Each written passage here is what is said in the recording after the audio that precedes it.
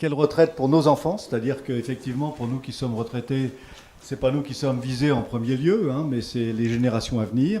Sous-titré donc une retraite universelle, un financement contributif et solidaire. Donc je présente le conférencier Gérard Lucas, qui a fait sa carrière au CEA après avoir été chercheur et professeur de physique nucléaire à Centrale Paris, et il a dirigé un centre du CEA dans le cadre de la direction des applications militaires, et il a été ensuite DRH au niveau national du CEA DAM.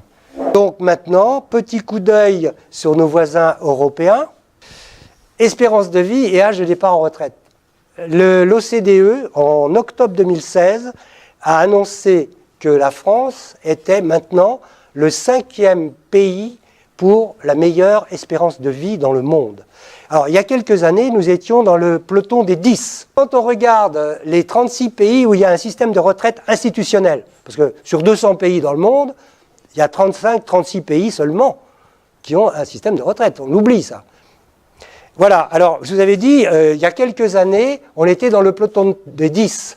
Eh bien voilà, voilà la courbe. Et donc, maintenant la question de savoir qu'est-ce qu'on va en faire de cette situation plutôt favorable. On regarde un peu ce qu'on peut trouver comme documentation sur les âges de départ en retraite actuellement. Enfin, nous sommes à 62 ans, le fameux âge sacralisé, là, que je critiquais un peu quand même tout à l'heure, en disant qu'il faut un peu de souplesse. Hein.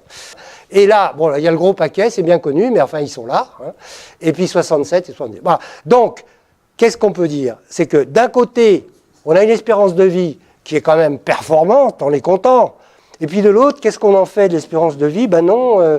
Et alors, pendant ce temps-là, on a vu tout à l'heure, les caisses Agirc-Arrco sont en train de mourir. Hein. Il n'y a pas seulement la question du système de retraite unique, de la caisse unique, qui, elle, va résoudre un autre problème, qui est un problème psychologique vis-à-vis des jeunes, qui n'y croient plus. Le problème, il est là.